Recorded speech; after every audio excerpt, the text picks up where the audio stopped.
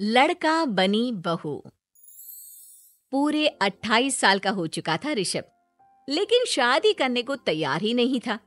माँ बाप पूरी तरह से परेशान हो चुके थे।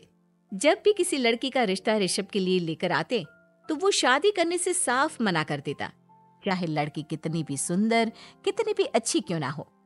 ऋषभ के माँ बाप को इसकी वजह समझ में नहीं आ रही थी।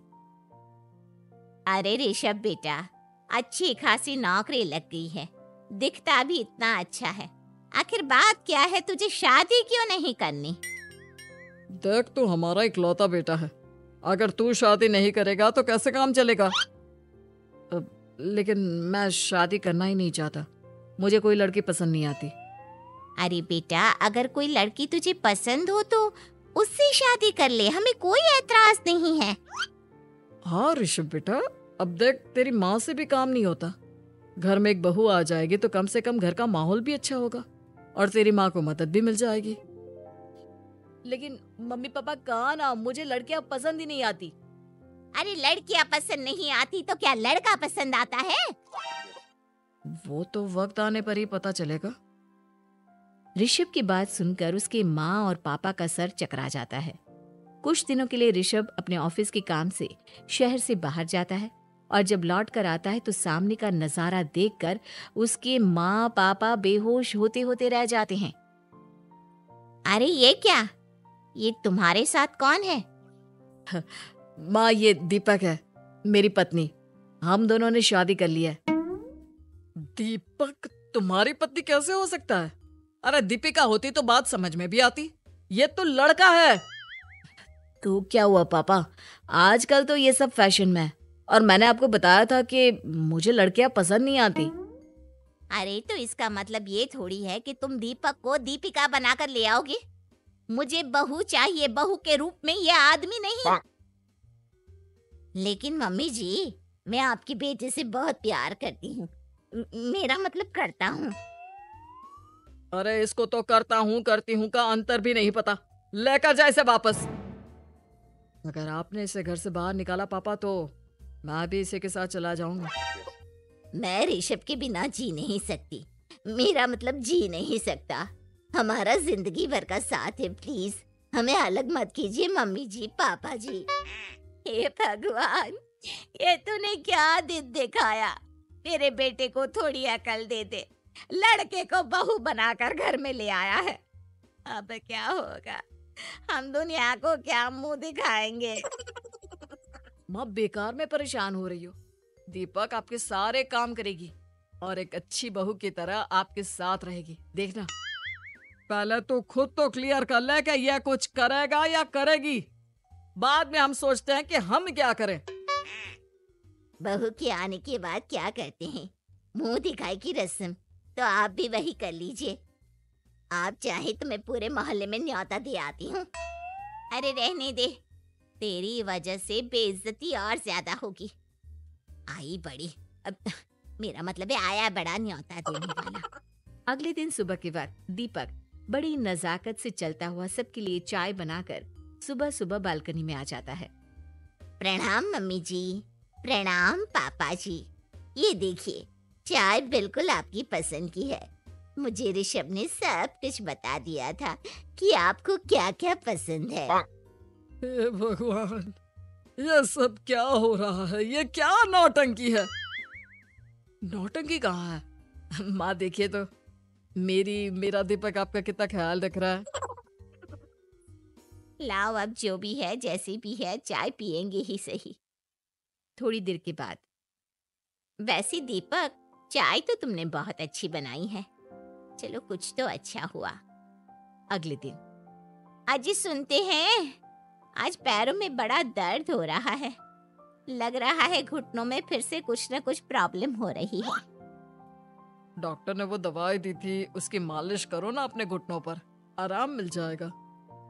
वो क्या है ना, खुद के हाथों से ठीक से मालिश नहीं हो पाती। अरे मम्मी जी, आपको परेशान होने की क्या जरूरत है, मैं हूँ ना। लाइए, मैं आपके पैरों पर मालिश कर देता हूँ, मेरा मतलब कर देती हूँ। अरे रहने दे, रहने दे। घर में बहू होती तो सेवा करती, यहाँ तो आदमी बहू बनकर बैठा हुआ है। मम्मी जी नाराज मत होइए, एक बार मुझे मौका तो दीजिए आपकी सेवा करने का। अच्छा ठीक है, ये ले दवाई लगा दे। दीपक बहुत अच्छे तरीके से घुटनों की मालिश करता है। थोड़ी देर के बाद इतना आराम मिल रहा है क्या बताऊं। ऐसा लग रहा है मेरे घुटनों में कभी तकलीफ थी ही नहीं। लगता है तुम्हारी लड़का बनी हुई बहू तुम्हें पसंद आने लगी है। ऐसा कुछ भी नहीं है, वो तो बस इतने अच्छे से मालिश की इसलिए मैंने इसकी तारीफ कर दी।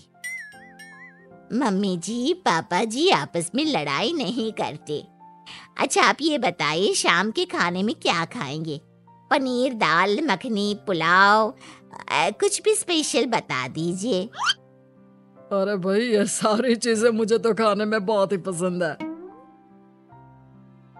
तुम क्या कोई औरत हो जो पनीर दाल मखनी बनाओगी? हाँ, अरे लड़का हो तो लड़के की तरह बिहेव किया करो ना। भले ही मैं लड़का हूँ तो क्या हुआ, अब तो मैं ऋषभ की पत्नी और आपके घर की बहू हूँ, तो मुझे उसी तरह से रहना पड़ेगा ना। अच्छा ठीक है, जो तुम्हें पसंद है बना लो। आदमी रसोई में खाना बनाते हुए कैसे लगते हैं, जरा मैं भी तो देखूं। शाम को दीपक सबके लिए अच्छा सा खाना बनाकर डाइनिंग टेबल पर लगा देता है। ऋषभ ऑफिस से जब लौट कर आता है, सब लोग खाना खाने के लिए बैठ जाते हैं। अरे वाह, क्या गजब का पनीर और दाल मखनी बनाई है। ऐसा जायका तो होटल के खाने में भी नहीं आता। दीपक, कितना अच्छा खाना बनाती हो, मेरा मतलब बनाते हो। तुम्हारी इसी अदा की वजह से तो मुझे तुमसे प्यार हो गया। अरे बहुत हो गया, आदमी होकर आदमी से प्यार करते हो। अरे लेकिन कुछ भी कहो, जरा खाना खा कर तो देखो ऋषभ की माँ, मजा आ जाएगा। हाँ वैसे बात तो आपकी सही है, खाना तो वाकई में लाजवाब है। इतना स्वादिष्ट पनीर तो मैंने अपनी जिंदगी में नहीं खाया। कितना अच्छा होता अगर ये दीपिका होती। और फिर अगली सुबह कुछ ऐसा होता है जिसे देखकर ऋषभ के माँ और पापा ना केवल खुश होते हैं बल्कि हैरानी से उनकी आंखें फटी की फटी रह जाती हैं। उन्होंने जो नजारा अपनी आंखों के सामने देखा उसे देखकर उन्हें अपने आप पर भरोसा नहीं हुआ। सुबह का वक्त था, सब लोग बालकनी में बैठकर सुबह की चाय का इंतजार कर रहे थे। तभी रसोई में से एक बहुत ही खूबसूरत लड़की, जिसके लंबे लंबे बाल थे और जिसने साड़ी पहनी हुई थी, हाथ में चाय की ट्रे लेकर वहां आती है। अरे ये कौन है? रातों रात हमारा लड़की बहू बन गया क्या? मुझे लगता है कोई सपना देख रहा है। इतनी सुंदर बहू तो हमने सपने में भी नहीं देखी। देखा माँ, जादू हो गया, जादू।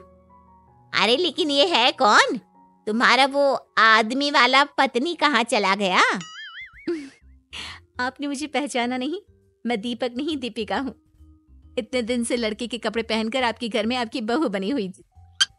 माँ ये दीपक नहीं, दरअसल ये दीपिका थी, लेकिन इसे लड़कों की तरह रहने का शौक था और इसे लड़की की तरह रहना मंजूर नहीं था, इसलिए मैं इसे लड़के के रूप में आपकी बहू बनाकर यहाँ ले आया। तो फिर अचानक ये उसका हृदय परिवर्तन और रूप परिवर्तन कैसे हो गया?